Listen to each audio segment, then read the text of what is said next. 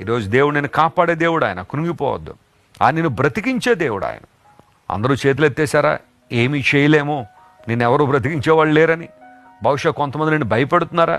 నీకెవరో చేతబడి చేశారు, మాంత్రిక శక్తులు ప్రయోగించారు, దయ్యపు శక్తులు నీ మీద ప్రయోగించారు, ఇక నీ పని అయిపోయింది, ఇక నువ్వు బ్రతకలేవు, లేదా ఇక నువ్వు జీవించలేవని చాలామంది నిన్ను భయపెడుతున్నారా?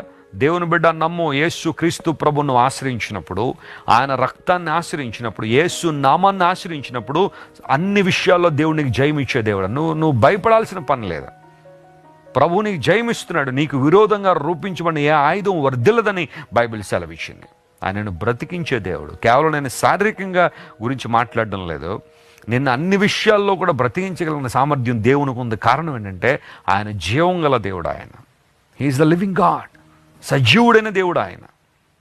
సజీవుడైన దేవుడు నిన్ను బ్రతికిస్తాడు. ఆయన తన మహిమ కొరకు నిన్ను వాడుకుంటారు.